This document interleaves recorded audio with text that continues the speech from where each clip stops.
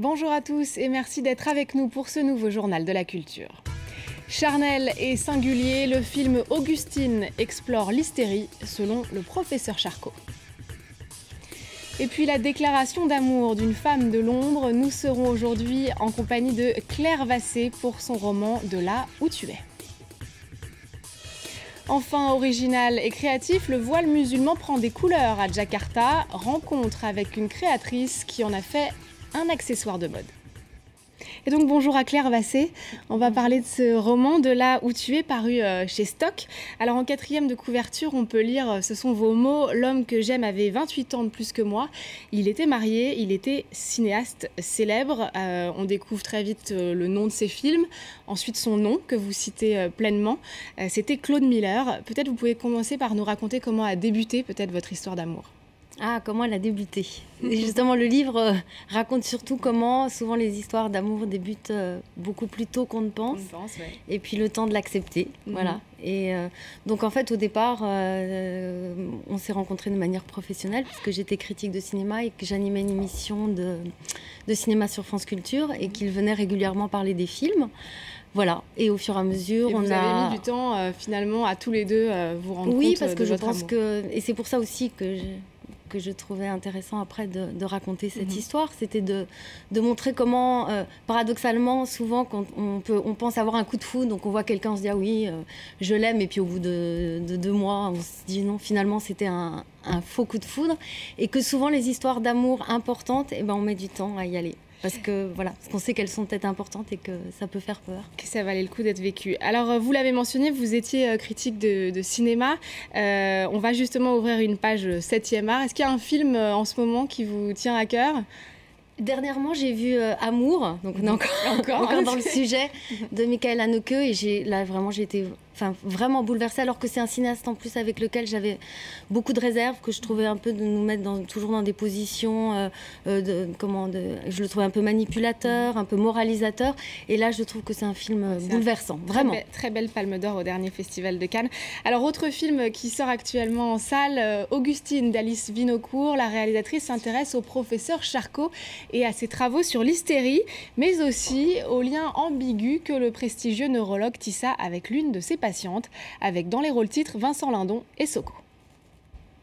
La paralysie s'est déplacée à gauche selon une ligne parfaitement géométrique. On dirait un dessin de maître. La main est paralysée à gauche en griffe, insensible au froid et au chaud. Augustine, 19 ans, a été une des patientes les plus célèbres du pionnier de la neurologie, le professeur Charcot. Ce mandarin de l'hôpital de la Salpêtrière, extrêmement carriériste, fait un vrai casting de ses malades pour les produire à la faculté. Il traitait toutes ces jeunes femmes à la Salpêtrière comme du bétail. Et il choisit cette Augustine, et il y a c'est un rapport de bourreau à victime, et la victime devient le bourreau, et le bourreau la victime. Charcot tente de comprendre ce qu'on appelle l'hystérie féminine à la fin du 19e siècle. La température vaginale est constante, sans variation. Elle a des attaques d'hystérie depuis plusieurs mois. Pourquoi je sens rien? C'est un rationnel qui marche par intuition. Et c'est vrai que c'est ça, Charcot. Elle est là pour faire avancer son expérience. Et à la fin, il tombe amoureux.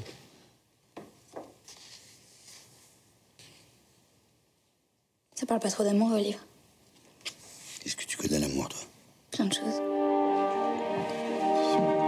Elle voulait pas du tout faire un film rébarbatif sur la thérapie, sur l'époque. Elle voulait vraiment faire un film un peu fantastique et assez érotique. Regarde le miroir. Charcot utilise l'hypnose pour un vrai spectacle scientifique. L'emprise que cette jeune illettrée prend sur son thérapeute donne l'occasion d'un film charnel et singulier. On revient à votre livre De là où tu es. Vous le racontez aussi très bien dans le livre. Un des obstacles à votre amour, c'est que Claude Miller était marié. Et vous écrivez « Un amour entravé reste un amour. Rien ne peut en venir à bout ». Oui, et quand vous disiez tout à l'heure, je crois que vous avez présenté le livre en disant que c'était une déclaration d'amour à un homme. J'ai réfléchi du coup à ce que vous disiez. Je me disais oui, c'est juste, mais en même temps c'est aussi, je pense, une déclaration d'amour à l'amour. C'est-à-dire, je pense que si j'ai eu envie de raconter cette histoire, c'était parce que elle est effectivement un peu extrême parce qu'on avait tous les obstacles et que heureusement dans tous les amours il n'y a pas autant d'obstacles, mais je voyais bien qu'en germe il y avait tout ce qu'on peut avoir nous dans nos vies, dans des amours moins compliqués, et je me dis que ça vaut le coup, voilà, que quand c'est l'amour, et ben voilà, un amour entravé reste un amour, effectivement. Est-ce que vous avez dû, donc je disais aussi femme de l'ombre, vous avez dû vivre un peu caché vu les circonstances, vous aviez aussi besoin avec ce livre en fait de rendre ça public, vous auriez pu ne pas citer son nom par exemple? Alors j'ai réfléchi, ça c'est en fait c'est des questions vraiment purement littéraires, c'est-à-dire que quand j'ai commencé à écrire, en fait Claude n'était pas encore mort et il allait mourir. Et je pense qu'au tout début, quand j'ai commencé à écrire, je ne savais pas si j'allais aller jusqu'au bout. Je savais qu'il fallait que j'écrive, je ne savais pas quelle forme ça allait prendre et si j'allais aller jusqu'au bout. Et quand ça a commencé, tout de suite j'ai trouvé le ton, tout de suite j'ai trouvé voilà, la nature du texte et j'ai été jusqu'au bout. Et voilà, et Jean-Marc Robert, mon éditeur, tout de suite m'a dit qu'il fallait le publier. Donc je ne me suis en fait pas posé la question, en tout cas dans un premier jet. Et après, effectivement, je me suis dit, mais est-ce que je reviens en arrière et est-ce que j'en fais un roman, un pur roman? Et en fait, les deux obstacles, ça aurait été que ce que j'avais envie de faire, c'était vraiment me confronter au réel. Donc, de faire un roman où je truquais les choses, ça voulait dire qu'il fallait le faire changer de métier lui, parce que sinon, ça aurait été un roman à clé, c'était ridicule. Et du coup, ça enlevait la substance. Je pense qu'en fait, j'avais besoin, non pas tant à être la femme de l'ombre, moi ça me dérangeait pas du tout, au contraire, vivons heureux, vivons cachés, c'est pas du tout ça. C'était vraiment une question purement littéraire de me dire, je dois me confronter au réel. Voilà.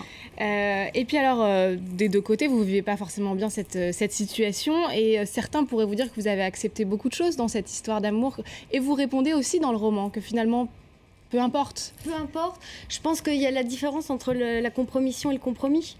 Et que justement, je pense que je pense que quand on est vraiment dans l'amour, on arrive à... Alors, c'est pas en disant un peu, de façon un peu familière, s'écraser, mais c'est dépasser des entraves. Et voilà. Et après, par contre, je pense qu'il y a des moments où on peut se dire... J'ai toujours cette formule de dire l'amour peut tout et en même temps l'amour ne peut rien. C'est-à-dire que l'amour peut tout et peut nous faire dépasser des choses qu'on n'aurait pas cru impossible, mais qu'en même temps l'amour ne peut rien, c'est-à-dire qu'à un moment voilà, le réel est là et il y a des choses qu'on ne peut pas dépasser d'un côté comme de l'autre. Et puis ce livre est une belle déclaration d'amour aussi à votre petite fille que vous avez eue avec Claude Miller, Joséphine, vous lui dédiez le roman. Oui, parce que ça, je pense que quand vous disiez tout à l'heure aussi sur l'ombre, je pense qu'effectivement notre histoire c'était un secret, sans faire de jeu de mots par rapport au film de Claude, et je pense que effectivement, on ment tous dans nos vies, on s'arrange. Et peut-être que d'avoir une petite fille aussi, c'est un moment de se dire on peut mentir à des adultes, mentir à des enfants, tout de suite ça devient plus... Enfin, on sent la charge. Et peut-être que c'est aussi pour elle qu'il fallait à un moment... écrire ce livre. Voilà. Vous restez encore un peu avec nous, Claire, puisqu'on va partir en Indonésie.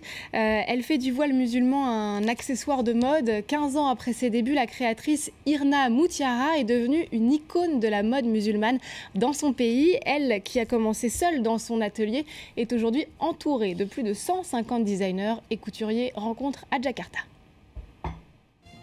Elle joue avec les matières et les couleurs. La diversité de l'Indonésie l'inspire. Pour sa dernière collection ethnique, Irna met en avant le batik, le vêtement traditionnel indonésien, mais aussi des marinières, inspirées des magazines de mode occidentale qu'elle consulte avec un regard avisé. On adapte ce qu'on voit dans les revues en fonction de ce qu'on peut faire en respectant l'islam. À ses yeux, aucune contradiction entre l'islam et la mode. La seule règle dans le Coran qui concerne la mode, c'est que nous, les femmes, devons être totalement couvertes, sauf le visage et les mains. À aucun moment, il est dit qu'on ne peut pas porter de vêtements tendance ou colorés tant que cela ne révèle pas notre corps et que ce n'est pas moulant. Pour moi, rien ne dit que nous devons être cachés. Sa ligne haute couture, la perlée comme elle aime le prononcer, fait le tour du monde. Mais c'est bien ici, en Indonésie, qu'Irna a ses plus grandes fans. On les appelle les hijabistas, une contraction d'hijab et de fashionista. Ces femmes se réunissent régulièrement pour parler mode. Elles respectent à la lettre les obligations du Coran, mais pour elles, cela ne veut pas dire burqa et vêtements noirs, mais plutôt motifs et bijoux sur beau foulard. Être séduisante et porter de jolis foulards, ce n'est pas attirer les hommes, mais c'est quand même pour montrer aux gens, vous voyez, le voile n'est pas ennuyeux. Je porte le voile car je sais que je dois le porter, et aussi parce que je veux être belle, mais sans trop attirer les regards sur moi. La ligne est mince entre les deux. À la semaine de la mode de Jakarta, la dernière collection d'Irna a été très attendue. Une vitrine de marque pour la créatrice qui espère, à l'image de beaucoup de ses confrères indonésiens, exporter de plus en plus vers l'Asie et le Moyen-Orient. Et voilà, Claude Miller est mort juste avant la sortie de son dernier film, Thérèse d'Esquerou, l'adaptation du roman de François Mauriac avec Audrey Tautou. Vous avez vu le film ?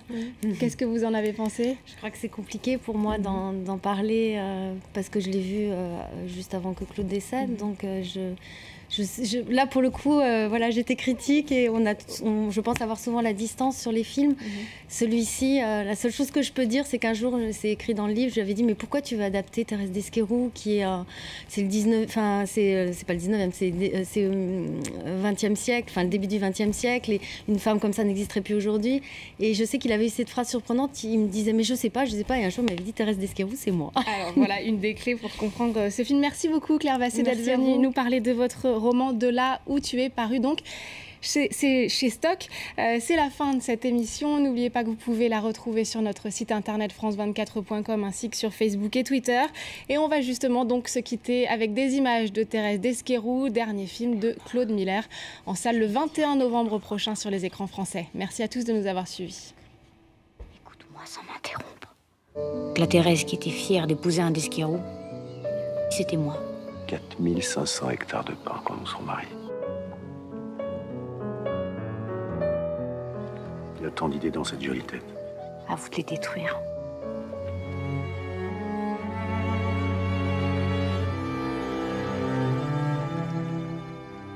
J'ai peur.